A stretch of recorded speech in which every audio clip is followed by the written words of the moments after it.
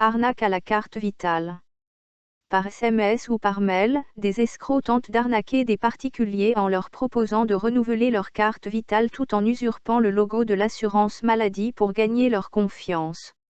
Le hic, c'est que l'assurance maladie assure qu'il n'existe pas de campagne pour obtenir une nouvelle carte vitale.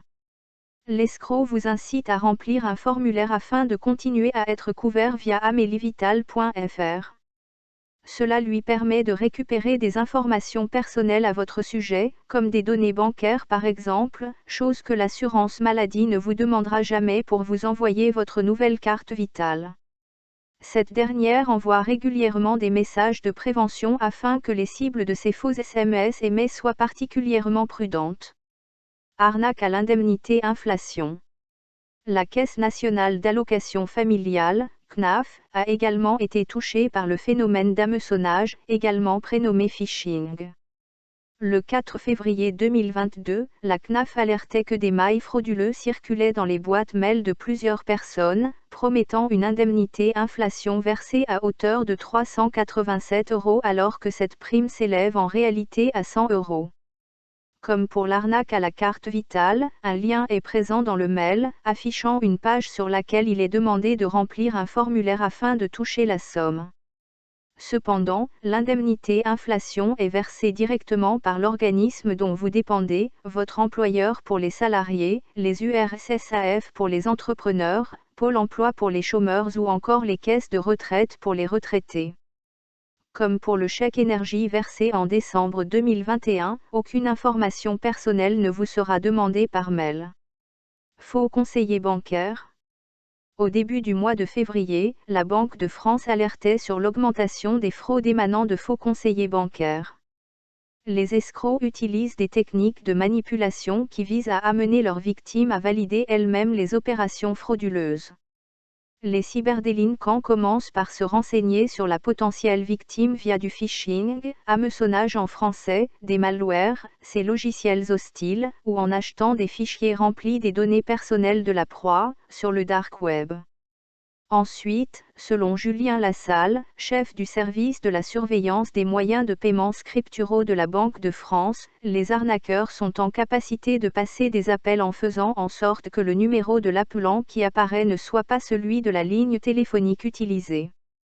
Une fois la confiance du client gagnée, l'aigrefin prétend devoir réaliser un test de sécurité ou des opérations d'annulation pour protéger l'utilisateur. Ce dernier valide le paiement demandé sur l'application ou voit sa carte bancaire enrôlée dans un smartphone qui ne lui appartient pas. Le fraudeur peut ainsi effectuer des paiements mobiles avec la carte de sa victime. Arnaque aux fans de célébrités. Fin d'année 2021, Le Progrès a révélé qu'une habitante de Mâcon avait porté plainte suite à une arnaque. Les faussaires ont utilisé le nom et les informations de Michel Sardou pour soutirer de l'argent à cette fan du chanteur. C'est une technique courante chez les arnaqueurs, qui s'approprient l'identité de personnalités célèbres et arnaquent ainsi leurs fans. L'habitante de Saône-et-Loire pensait échanger par message avec le chanteur. L'arnaqueur lui faisait croire à une histoire d'amour épistolaire entre eux. Il prouve à plusieurs reprises son identité grâce à des photos de pièces d'identité, de selfies ou de photos des lieux de résidence du célèbre chanteur. Sous le charme et ne se doutant de rien, la victime versera l'intégralité de ses économies, soit plus de 5 000 € au faux Michel Sardou avant de réaliser l'escroquerie et de porter plainte. En 2018, une habitante de l'Eure, admiratrice d'Amir, s'était fait soutirer plus de 6 000 € par des faussaires qui avaient en leur possession des photos dénudées et avaient décidé de la faire chanter. Autre exemple, un fan de la chanteuse Alizée. Ce jeune habitant du Doubs, pensant avoir débuté une relation épistolaire avec l'interprète de Moi, Lolita, avait été escroqué de plus de 15 000 € par virement bancaire et achat de cartes prépayées. Les arnaques aux fans de célébrités peuvent ainsi prendre plusieurs formes, méfiez-vous donc si vous recevez des messages de votre idole, il est malheureusement extrêmement probable qu'il s'agisse là d'une tentative d'arnaque. Arnaque au mail de la police luxembourgeoise. Le 26 janvier dernier, la police luxembourgeoise alertait sur la circulation d'une arnaque aux faux mails dans le pays.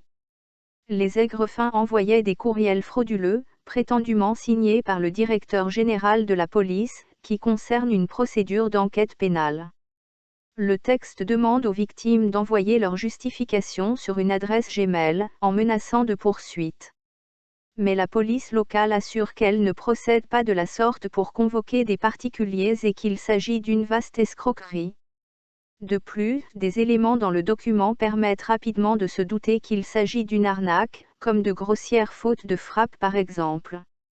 Les forces de l'ordre vous invitent donc à mettre ce mail directement dans la corbeille si vous le recevez. Arnaque à la rénovation énergétique. Le développement des aides à la rénovation énergétique comme MaPrimeRénov' a donné un véritable coup de pouce aux Français, qui ont multiplié leurs travaux d'énergie. Mais voilà, quand un phénomène prend de l'ampleur, les arnaqueurs ne sont jamais bien loin pour s'en emparer. Dans la rénovation énergétique, les escroqueries vont bon train et l'aide MaPrimeRénov' a particulièrement été utilisée comme outil par les escrocs. En général, ils avancent l'argument de la complexité des démarches à faire à leurs victimes, pour les effectuer à leur place et instaurer leur piège. Un couple de Bretons qui voulait installer une pompe à chaleur à leur domicile en a fait l'amère expérience. En avril dernier, les deux victimes créent un compte sur le site du dispositif et remplissent les informations demandées. Rapidement, une entreprise les contacte et un homme passe à leur domicile. Après simulation, il affirme que les habitants pourront toucher une aide de 17 500 € sur les 20 900 € de travaux à effectuer. Les travaux seront bien effectués et la pompe à chaleur installée, mais le couple ne recevra jamais l'aide de 17 500 €, car l'entreprise, devenue injoignable ensuite, n'avait jamais envoyé les documents pour obtenir l'aide. Dans le même cas de figure, les arnaques à l'isolation ne sont pas en reste. L'un des grands classiques est l'arnaque à 1 €. La situation dégénère généralement lorsque l'entreprise frauduleuse demande d'avancer des frais, en promettant un remboursement par la suite. Certaines personnes finissent ainsi par souscrire des prêts à la consommation de plusieurs milliers d'euros.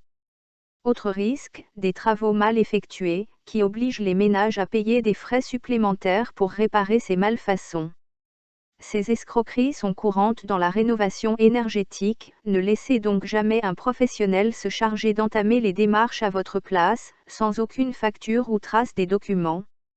Méfiez-vous aussi des entreprises prétendant être mandatées par un organisme public, car les services publics ne démarchent jamais, que ce soit par Internet, par téléphone ou au domicile. Fuyez les entreprises qui démarchent de manière abusive et agressive au téléphone et qui vous menacent de pénalités. Effectuez des recherches sur la société qui se présente au bout du fil, lisez bien toutes les dispositions qui figurent sur le contrat, et enfin ne signez jamais dans la précipitation. L'arnaque à la carte prépayée. Ici, la méthode se rapproche de l'arnaque au coupon PCS mise en place par les faux policiers.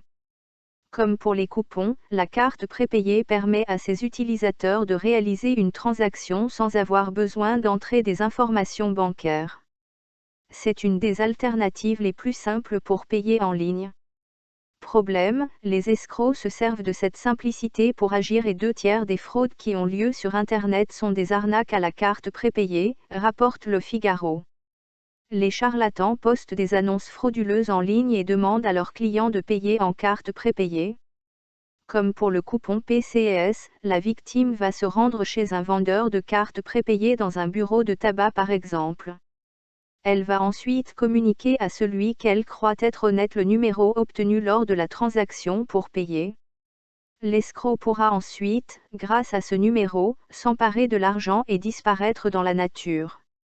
Comme pour l'arnaque au coupon PCS, l'arme la plus efficace pour lutter contre l'arnaque à la carte prépayée reste la prévention. Les revendeurs de cartes comme les buralistes peuvent alerter leurs clients sur le phénomène. Plusieurs sites d'annonces se chargent également d'avertir leurs visiteurs. De manière générale, lorsque vous êtes intéressé par une annonce sur Internet et que celle-ci peut uniquement se régler en carte prépayée, méfiez-vous et rendez-vous sur cybermalveillance.gouv.fr, car il s'agit probablement d'une tentative d'arnaque.